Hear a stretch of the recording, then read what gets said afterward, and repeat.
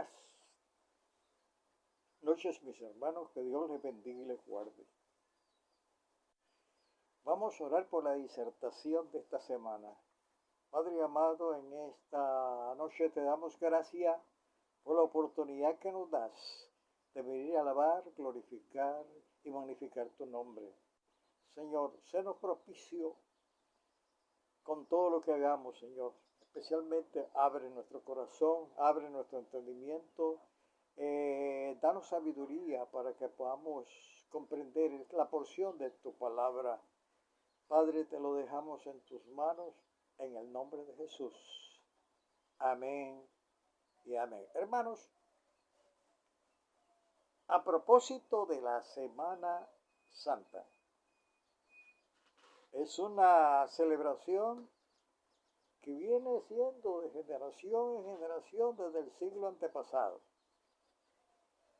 y obedece a un calendario litúrgico de la Iglesia Católica que siempre deja la actividad de Semana Santa en el plenilunio que está entre marzo y abril. De tal manera que la Semana Santa oscila entre el plenilunio, tanto que caiga en marzo o que caiga en abril. Es el primer plenilunio del año judío del mes de Aviv. Se celebraba la Pascua. Esa Pascua era una celebración nacional que conmemoraban la liberación del pueblo de la servidumbre de la casa de Egipto. Y se celebraba anualmente y era una de las fiestas más grandes.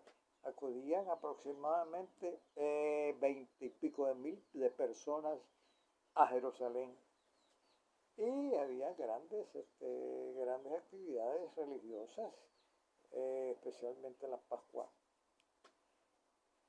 Era una actividad grande que el procurador romano tenía que trasladarse a la fortaleza de Antonia para poder vigilar las festividades y que no hubiese ningún alboroto alguno durante esa festividad. Las fiestas, que se llaman fiestas, o las celebraciones de Semana Santa comienzan con el Domingo de Ramos, que se conmemora la entrada triunfal de Jesús a Jerusalén. Verdaderamente esto no es una cuestión histórica que se dio inmediatamente en la Semana de la Pasión, sino que él entró triunfante en una burrica a Jerusalén. Venía con toda la comitiva del pueblo de los discípulos que lo acompañaban de Galilea. De tal manera que cuando llegaron a Jerusalén era inusitado lo que estaba ocurriendo. Pues todos los discípulos de Galilea y todo lo que habían observado y habían vivido los grandes prodigios, milagros y signos que hacía Jesús, era algo portentoso y entonces comenzaban a celebrarlo. Y cuando llegaron a Jerusalén, en las puertas de una de las puertas no principales, era una puerta lateral que coincidía con la dirección de Betania. Allí comenzaron los discípulos a conseguir un asno, un pollino, y montaron a Jesús y comenzaron a arrancar palmas, a arrancar ramas de olivo, a poner los mantos sobre donde iba el burrico de Jesús, y había grandes consignas como bendito el Hijo de David. Fíjense, el que viene en nombre del Señor. Es una cuestión muy, pero muy, muy peligrosa y era política. En este sentido, cuando los discípulos permiten que Jesús entre a Jerusalén, tenían la mentalidad de que Jesús iba a instaurar el reino davídico, descrito por la comunidades judías apocalípticas, especialmente de Daniel, había una expectativa grande de que se iba Jesús en varias ocasiones se había huido de la proclamación de hacerle rey. Y entonces en esta ocasión comienza la comitiva a pronunciar algunas consignas, como sana el que viene en el nombre del Señor, bendito el que viene, hosana en las alturas, el rey David, ¿ya? El hijo de David, etcétera, etcétera. Habían varios vítores. Resulta pues de que se que conmemora la entrada de Jesús a Jerusalén. No precisamente un domingo que coincide con la Semana Mayor, que es la Semana Santa, sino que ocurrió en un domingo determinado. Y la consolidación de podamos decir, de la condena de Jesús por parte de los sanhedritas, por parte de los sacerdotes, por parte de los fariseos, los aristócratas, los que tenían el poder. Era una cuestión que se confabuló durante cierto tiempo hasta conducir a la cruz. No fue en la semana, sino fue hasta cierto tiempo, hasta desembocar en la cruz. Pero en la liturgia romana cristiana de los católicos lo encierran en una semana, pues, y entonces nos ha llegado a nosotros esa tradición. Me acuerdo mucho, hace más o menos 50 años, que mi madre y mi padre, toda mi familia, hacían los preparativos de la semana, hacían los famosos tamales pisque, tamales dulces, y algunas cosas que no permitían más que el fuego para calentar las cosas, porque no se cocinaba. Y entonces a partir del domingo de Ramos hasta el sábado se celebraba la Pascua. El domingo no se celebraba hasta después. El sábado a las 6 de la mañana conmemoraba la resurrección de Jesús, que es antibíblico, pues después se fue transformado especialmente en Medellín y Puebla. Resulta pues de que a nosotros, como éramos unos chavalos, no nos permitían correr, ni decir malas palabras, ni escupir, ni las cosas que son comunes en la semana, especialmente los chavalos. Era un periodo de recogimiento. Las emisoras, especialmente la corporación en aquel entonces, y otras radios comenzaban a dar su programación, especialmente las estampas de la cruz, que eran unas escenas de la pasión de Cristo, y se hacía desde el lunes santo, comenzaba a las 6 de la mañana la programación de puros, pero purísimos, himnos y marchas fúnebres. Eso lo acompañaba durante toda la semana.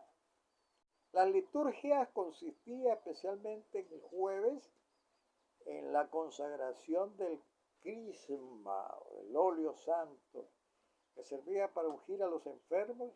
El viernes a las 8:30 de la mañana comenzaba el Via Crucis, o sea, una procesión que conmemoraba la vía de la crucifixión de Jesús. Por último, como a las 6 de la tarde del mismo día se conmemoraba el entierro de Jesús, el santo entierro, que iba una urna votiva y culminaba pues hasta en la catedral. Yo me acuerdo que era cipote.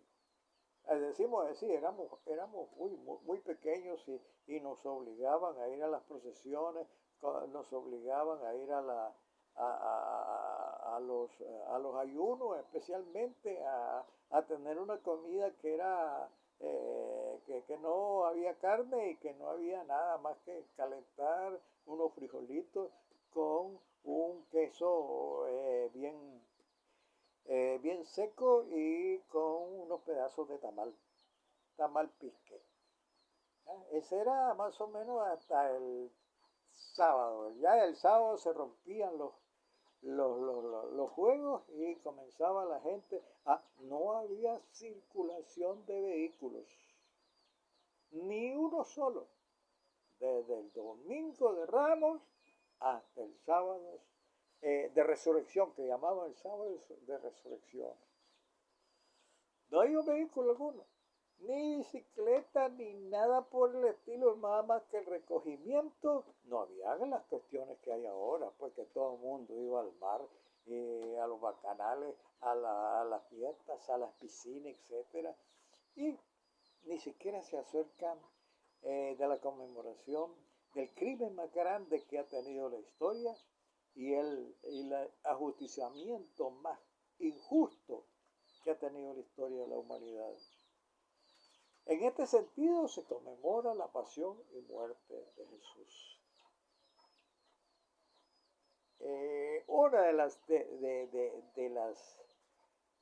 actitudes que nosotros acostumbramos era que a partir de la misa de resurrección comenzaba a las sirenas de los beneficios de café a celebrar a las 6:30 de la mañana que Jesús había crucificado. Entonces nosotros nos íbamos al patio y escarbábamos y los carbones que encontraban eran los carbones de la resurrección del Señor, que lo guardábamos, igualmente que las palmas las guardábamos. Me acuerdo que mi madre, cuando había grandes tempestades y cuestiones de truenos, etc., comenzaba a poner 2 palmas en cada una de nuestras manos y rezaba: Santa Bárbara doncella, que del cielo fuiste estrella, líbranos de tal y tal y tal. Ella no me acuerdo, pero eran cosas de la niñez.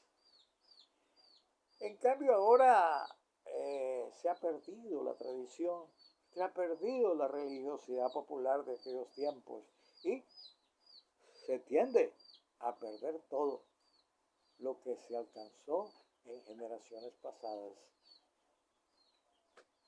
Bueno, sin embargo, vamos a hablar ahorita a un modo de introducción a las fiestas. Se llama fiestas o conmemoraciones sobre el gran crimen que se cometió sobre un inocente. Por conveniencia del poder que ostentaban los sumos sacerdotes, los escribas, los fariseos, que en contubernio con el poder se confabularon y acusaron a Jesús de sedición, o sea, de perturbador del pueblo y de la paz. Entonces Jesús fue condenado a la cruz romana, donde se sacrificaban los sediciosos o los revolucionarios de aquel tiempo. Jesús fue condenado a muerte en ese sentido, muerte de cruz. Meditando sobre estas porciones de la palabra de Dios y sobre las tradiciones orales que recibieron los evangelistas Mateo, Marcos y Lucas, y posteriormente Juan, que ya fue demasiado tardío, encontramos algunas palabras que se dice que pronunció Jesús, algo que comúnmente era difícil de escuchar porque había un acordonamiento de policías, de soldados, en aquel tiempo eran soldados, que no permitían a las personas acercarse a los ajusticiados, porque temían pues que podía haber una revuelta y podían arrancarlos de la cruz y evitar la muerte de ellos. Entonces había un acordonamiento de 300 metros. En 300 metros no se podía escuchar la voz de uno que ya está en el periodo de la muerte. puede concebir el Evangelio de Marcos más que todo, que comienza el trama de, de la condenación de los fariseos, de los sacerdotes y de los herodianos a condenar a muerte a Jesús. Y esa trama viene desde el capítulo 3 hasta la conclusión del capítulo 16. Termina en el versículo 8, porque lo demás que tenemos es una adición posterior. Al ir en el movimiento de Jesús, toda la trama del poder de los sumos sacerdotes, de los herodianos, de los fariseos, de los aristócratas que ostentaban el poder, ¿ya? No mencionemos los romanos porque los romanos es hasta el final, pero me imagino y se imaginan todos los estudiosos de la Biblia que habían sus reveses contra la dominación romana. Pero eso no está muy bien plasmado en los evangelios, solo está subrepticiamente. La conducción de la cruz tiene dos partes importantes. En el interrogatorio de Jesús ante Anás y Caifás, Jesús guarda silencio. En el interrogatorio de Pilato también Jesús guarda silencio. ¿Cuál es el silencio de Jesús? No podía escapar de sus verdugos,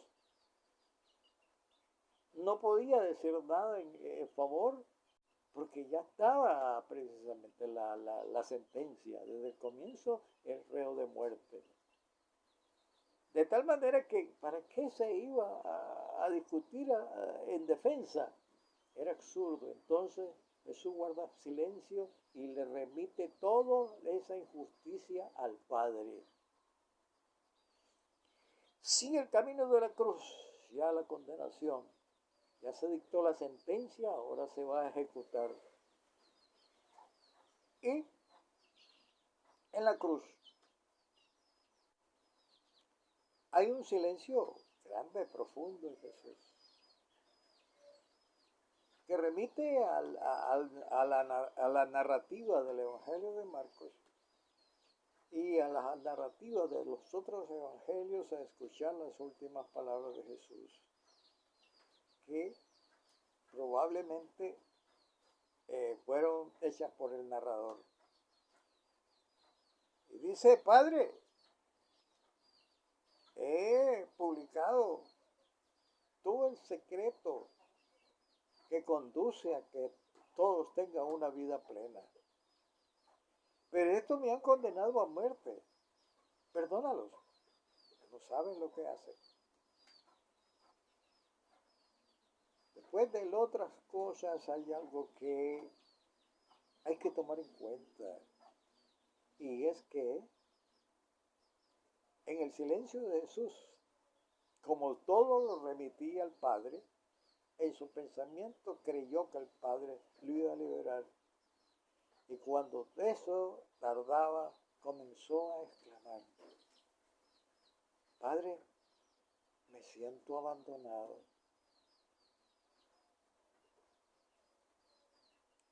Y por último,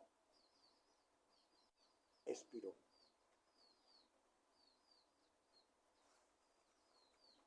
Algunos estudiosos creen que este final fue una tentación de Jesús. En el Salmo 91 está: manda a tus ángeles para que tus pies no tropiecen en las piedras. Escrito está: a tus ángeles mandará. Y en ese mismo salmo dice que acudirá. ¿Ya? Y como es una cita hecha por Satanás, le dice: escrito está, no tentarás al Señor tu Dios. En el monte de Semaní le dice: Padre, es inminente que a mí me ocurra un problema.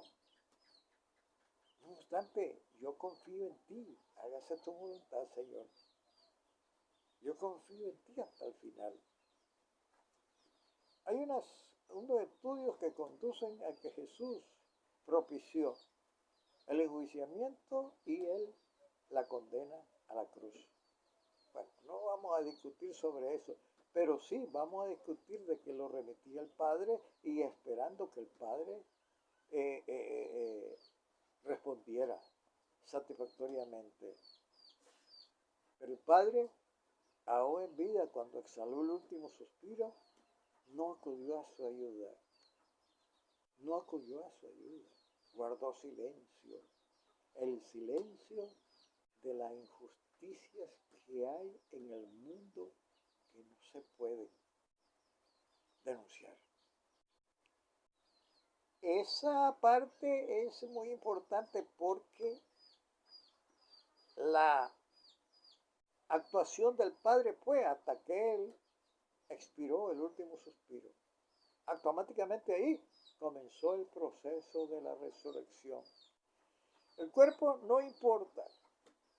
En los sinópticos el cuerpo desaparece. Hay unos personajes ahí que no... Hay diferentes tradiciones orales que dicen que fueron 2 ángeles, otros dicen que 2 varones vestidos de blanco, otros dicen un varón, etc. No hay una coordinación completa de las tradiciones orales en el cual tomaron los evangelistas parte para hacer los evangelios. Pero una cosa coincide, de que la tumba estaba vacía. ¿Qué se dice el cuerpo de Jesús? Bueno, ahora no interesa el cuerpo de Jesús. Ya salió del mundo de los vivos.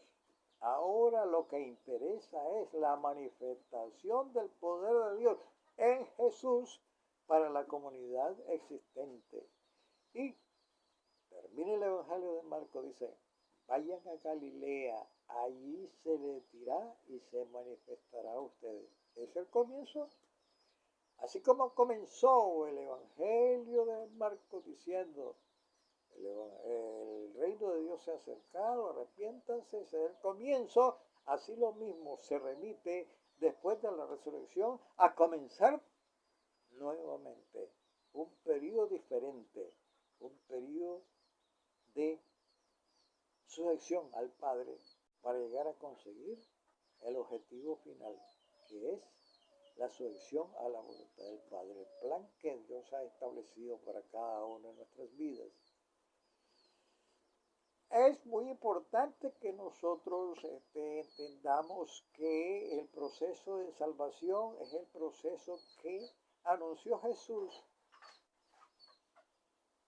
Estaba encajonado entre las potencias opresoras de los sacerdotes, de las aristocracias del Sanedrín, de los escribas y fariseos, que habían roto con el templo y se manifestaban en las sinagogas.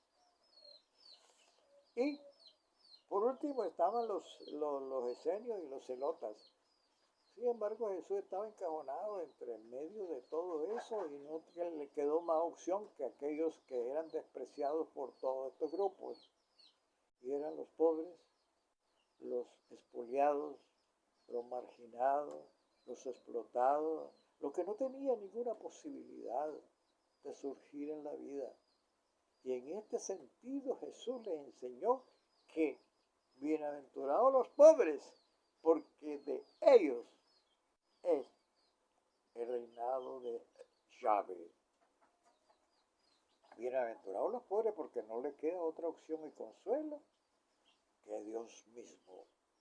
Y es algo grande, algo formidable. Los ricos ya tienen su consuelo, los poderosos tienen su consuelo, los que se hartan tienen su consuelo, pero los pobres no les queda más consuelo que Dios. Y Dios es el más poderoso de todos. Y Dios ha hecho un giro de 180 grados para desligarnos del poder de las multitudes y de los que ostentaban el poder en su tiempo. Y lo remite a la autoridad de Dios. El reino de Dios se ha acercado. Hermanos, en esta Semana Santa siempre nos trae el recuerdo que hay que meditar profundamente sobre la vida de Jesús y sobre lo que nos demanda el Señor que nosotros hagamos. Su enseñanza consiste en que nos convirtamos en verdaderos portadores de su poder y de su gracia y que perseveremos hasta el final. Dios le bendiga, Dios les guarde y vamos a orar por esta disertación. Padre, te damos gracias. Bendícenos y ayúdanos, danos entendimiento para que esta porción de tu palabra quede grabada en los corazones y de su fruto digno de ti, Señor. Gracias te damos en el nombre de Jesús. Yo les invito, Padre, a todas las creyentes que formen parte del grupo evangélico renovador, para que ellos reciban instrucciones, reciban estudios bíblicos y podamos, Dios mío, propagar el reino de tu gracia en este tiempo tenebroso cuyos habitantes están amados